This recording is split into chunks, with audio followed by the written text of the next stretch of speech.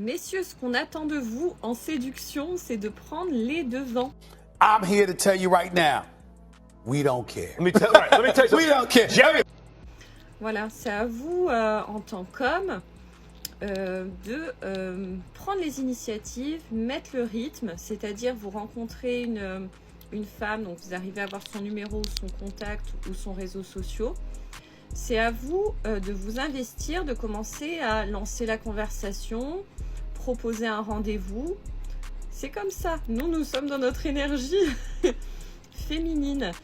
Et ce qu'on attend, c'est voir si vous allez déjà vous investir en proposant des choses, en proposant de se voir, en prenant des nouvelles chaque jour, etc. En fait, non. C'est vrai que moi je dis souvent à mes amis, s'il ne t'envoie pas de message, ne va pas t'investir. C'est à lui de te montrer qu'il est intéressé par toi. C'est à lui de te proposer des choses. Nous, on doit rester dans notre part de féminité. Vous êtes l'homme de la situation. Je sais que ça va pas trop vous plaire, mais je pense réellement à ça. Pour moi, je vais éliminer, on va dire, les personnes qui vont manquer d'investissement.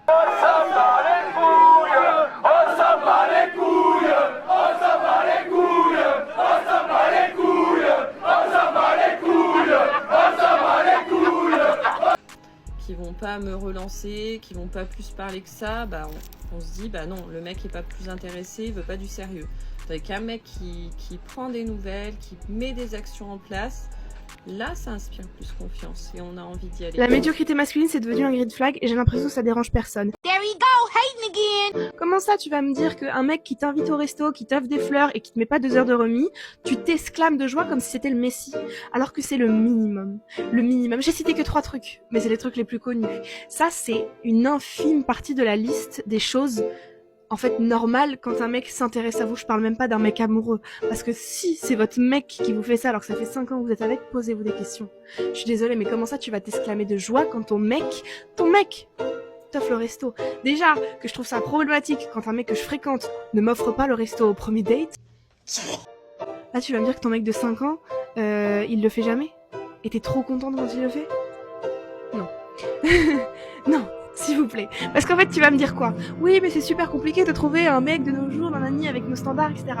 En fait, c'est quoi le problème? Tu vas me dire que t'es prête à mettre de côté ton amour propre et tes standards pour un mec qui ne sait même pas ta date de naissance, qui ne connaît même pas l'adresse du fleuriste le plus proche de chez toi, et qui encore pire te prend pour sa mère.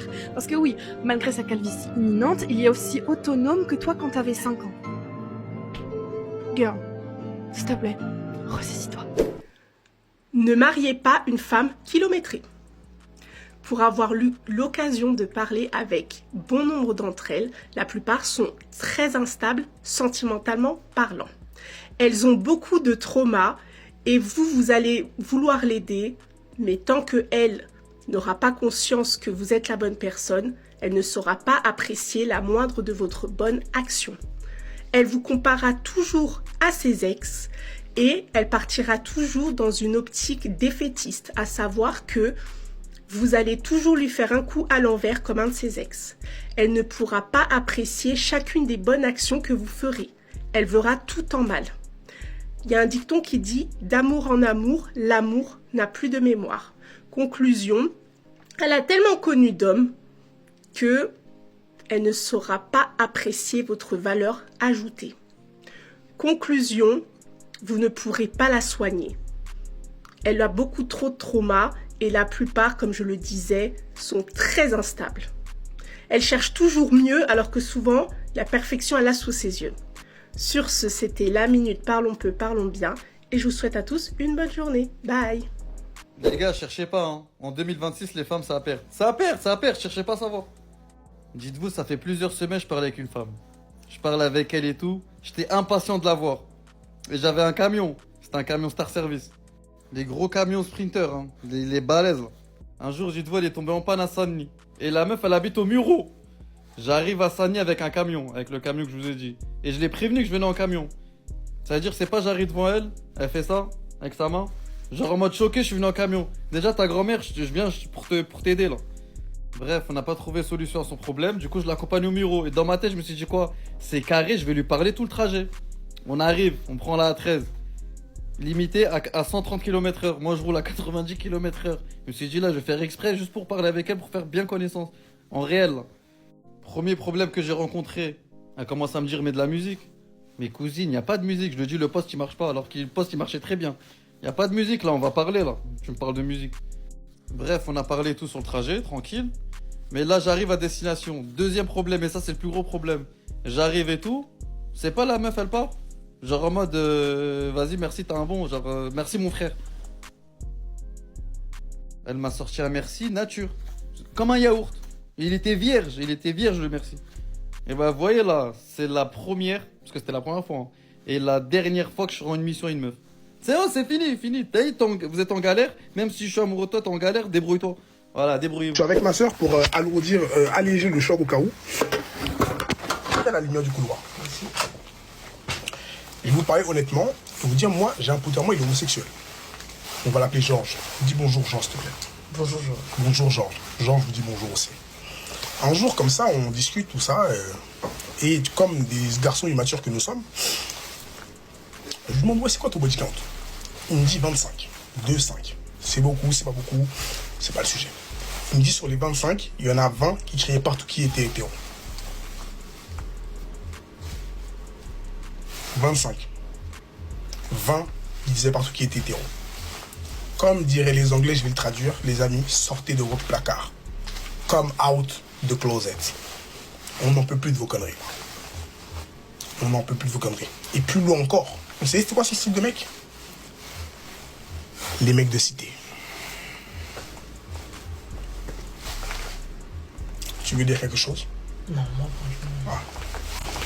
Moi oui, je veux juste rajouter un petit truc. Hein, je voulais juste rajouter quelque chose. Moi, je vais dire quelque chose. Souvent, c'est eux qui sont les plus homophobes. Hein? Souvent, eux là, ils détestent. Quand tu les entends parler, ils détestent l'homosexualité. Ils sont homophobes à souhait, vraiment. Mais dans le truc là, c'est eux qui prennent dans les fesses. Non, parce qu'on pourrait se dire peut-être, ah, ils sont dans un truc de domination aussi, ils vont, c'est eux qui, non. C'est eux qui se mettent à quatre pattes et c'est eux qui prennent dans les fesses. Voilà. Donc imaginez-vous, visualisez là, les terreurs des quartiers, visage méchant, mais c'est eux qui se mettent à quatre pattes et qui crient. Bonne journée. Les gars, est-ce que vous voyez ce que je vois? Regardez dans le coin là-bas, regardez les angles morts, les gars, même Clay, il est choqué. Clay Thompson, les gars, il est choqué, les gars, alors que le gars, il envoie Megan tous les jours. Le poteau, il se lève, il l'envoie, il dort, il l'envoie, ma gueule. Regardez la tête qu'il fait, les gars. Regardez la tête qu'il fait. Les gars, la tête de ma mère. Les gars, pour de vrai, Megan, la tête d'homme, Megan, c'est trop carrément. Les gars, c'est naturel tout ça, les gars, c'est naturel, frère. Megan Thee Stallion carrément.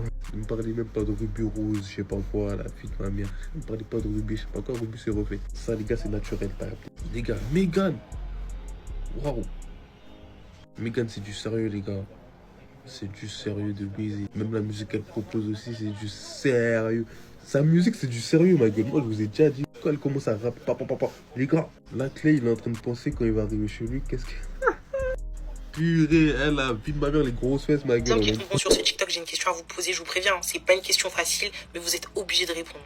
Maintenant, vous venez de vous marier, ça se passe super bien, c'est une femme qui vous correspond, elle a un bon comportement, tout ça. Vous vous mariez, au bout de 5 ans de mariage, ça se passe bien et tout, et vous avez projet bébé. Ça y est, ça se passe bien et toi, elle est enceinte. Vous êtes super content, tout est carré. Et un jour, votre téléphone, il vous lâche. Et vous êtes là, vous dites à votre femme, vas-y, là, je suis saoulée, il faut que je m'achète un nouveau téléphone. Elle dit, mais non, mais t'inquiète, moi, j'ai un téléphone qui traîne depuis 5 ans, je l'utilisais avant notre mariage et tout. Si tu veux, prends-le. En attendant. Et du coup, vous dites, vous acceptez, vous prenez son téléphone. Donc, vous le rallumez, tout ça. Et là, vous tombez sur tous ces anciens messages et tout. Un jour, par curiosité, comme ça, vous décidez de regarder. Et là, vous tombez sur un message qu'elle envoyait à son ex la veille de votre mariage. Et elle a dit, t'as qu'un mot à dire et je retourne avec toi et je me marie pas demain. Et son ex, il lui a répondu, non, vas-y, marie-toi et tout. Donc, en fait, ça fait 5 ans que t'es marié avec elle. Juste parce que son ex, il a autorisé qu'elle se marie. Sinon, elle serait avec son ex. Vous faites quoi? tout en sachant qu'elle est enceinte et que ça fait 5 ans que vous êtes marié avec elle et ça se passe bien et tout. Hein. Vous faites quoi? Est-ce que vous la confrontez? Est-ce que truc et tout?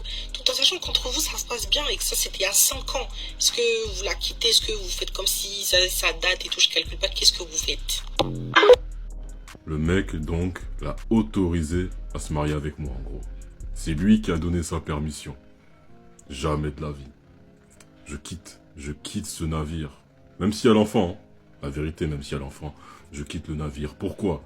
Parce qu'en fait, dans un couple, quand tu apprends ce genre de truc-là, que tu étais le choix secondaire, choix numéro 2, au lieu d'être le choix numéro 1, toute ta perception va changer. Même si tu veux passer au-delà de ça, même si tu te dis, ouais, bon, maintenant ça fait 5 ans qu'on est ensemble, tout se passe bien et tout ça. Mais tu vas te dire, mais quand on a fait ça, peut-être qu'elle pensait le faire avec lui. Quand on a fait ce voyage-là, peut-être qu'elle préférait le faire avec lui. Tu vas tout remettre en question. Mais vraiment tout. Tu n'y arriveras pas. Ça va te travailler, ça va te travailler. C'est la même chose que quand tu apprends que, voilà, une infidélité de la part de ton partenaire ou de ta partenaire. C'est la même chose. Tu ne pourras pas. Non, parce qu'il faut bien situer la dinguerie, en fait. Jusqu'au jour du mariage, elle pensait toujours à l'autre type. Jusqu'au jour du mariage, elle espérait que l'autre type lui dise « Non, c'est bon, finalement, te marie pas avec lui. On va faire un truc ensemble. » C'est ça qu'elle attendait. Donc ça veut dire que tous les moments qui ont précédé le mariage, quand je l'ai daté, je l'ai courtisé, tous ces trucs-là, en fait, elle aurait préféré faire tout ça avec l'autre. Donc en fait, tout ça, ça ne compte pas. Et tout ce qui vient après, non, non plus. Oh non, non, je signe pas, je quitte le navire. Ok, elle accouche, il y a l'enfant qui arrive, on se sépare, on fait ça carré, mais je ne reste pas avec une personne pour qui je suis le second choix. Clairement pas. Parce qu'il y a un autre truc à prendre en compte, en fait, aussi. Si le mec, là, le choix numéro 1, il fait son comeback.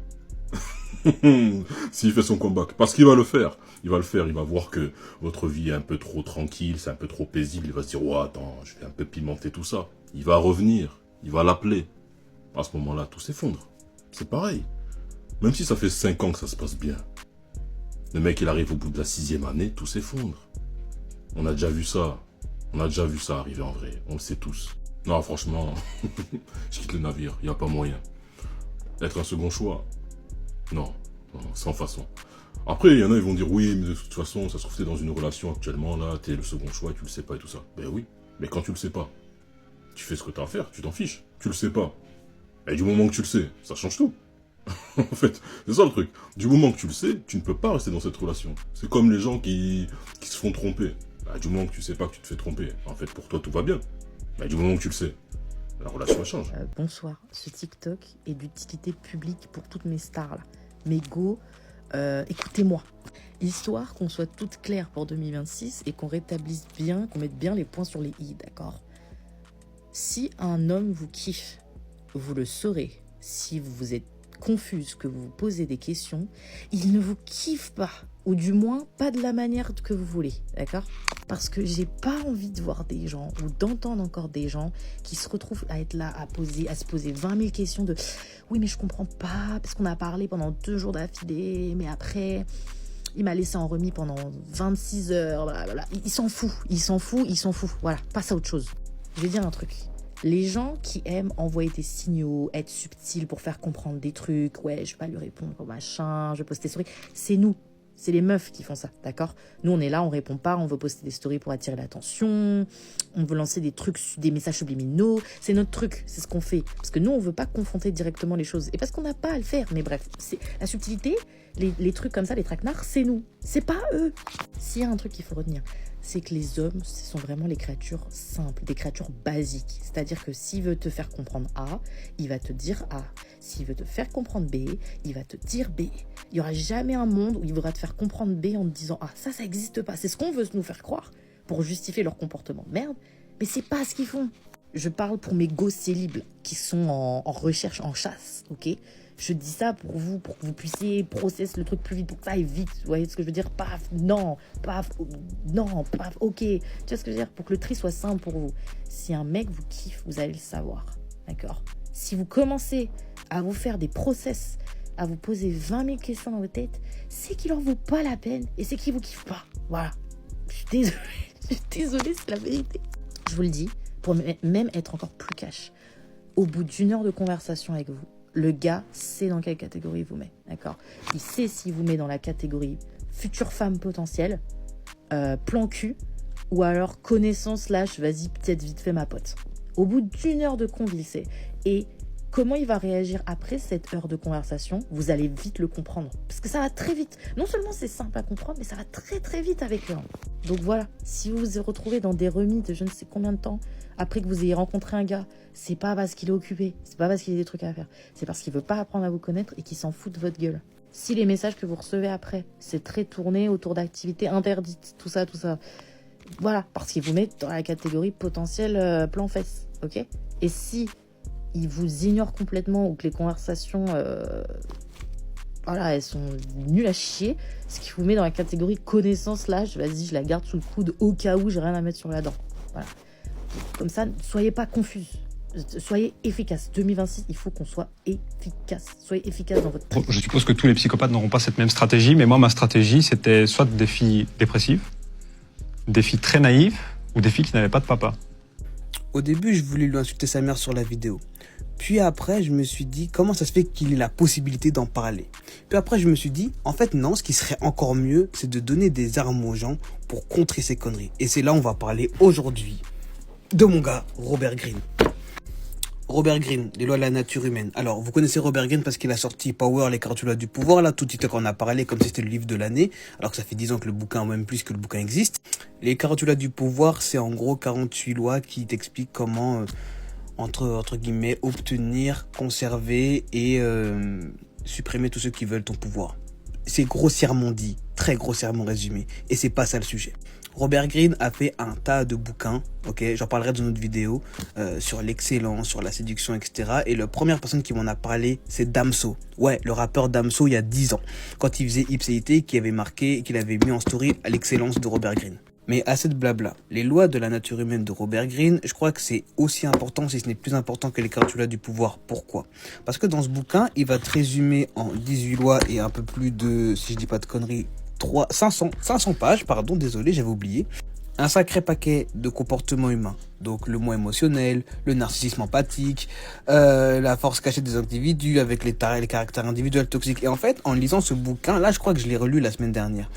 Parce que je soupçonnais mon neurone de me l'avoir volé, je n'arrive plus à le trouver. Et en gros, il y a pas mal de trucs qui sont dits. Je l'ai lu 3 fois dans ma vie de ce bouquin.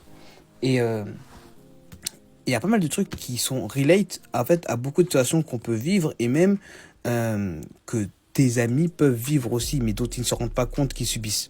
Ça peut être les pervers ou les perverses, parce que les femmes aussi peuvent l'être, narcissiques. Ça peut être les faux amis, ça peut être les traits cachés, les égos fragiles, les côtés obscurs dissimulés.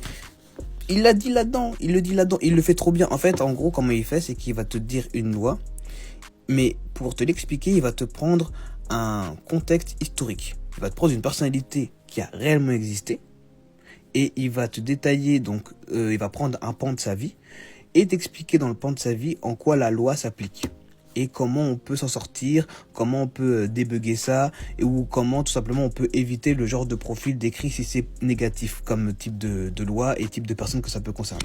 L'idée de ce bouquin, c'est pas de devenir le maître du monde et d'avoir le pouvoir et d'être le roi de la manipulation comme les 48 lois du pouvoir. C'est vraiment de comprendre comment l'être humain peut réagir et ne pas s'étonner que certains comportements peuvent toucher les personnes les plus proches que t'aimes. Parce que oui, ça peut arriver. Disclaimer par contre, faites preuve de détachement quand vous lisez ce bouquin, ok? En particulier les 48 lois du pouvoir, mais celui-là aussi. Parce que si vous appliquez à la lettre ce qui est dit dans les bouquins, vous pouvez devenir un sombre fils de pute. Je vous le dis, il n'y a plus de morale, il n'y a pas de moralité. En fait, il te dit les choses cash. Donc ça le mérite d'être honnête. Mais malheureusement, c'est que les exemples qu'il donne aussi, ils sont brutalement honnêtes. Et donc parfois, ils sont pas forcément très fameux. Donc voilà, c'est à lire pour l'information et pour la connaissance personnelle et le développement personnel si vous voulez aussi. Mais avec parcimonie s'il vous plaît, doucement.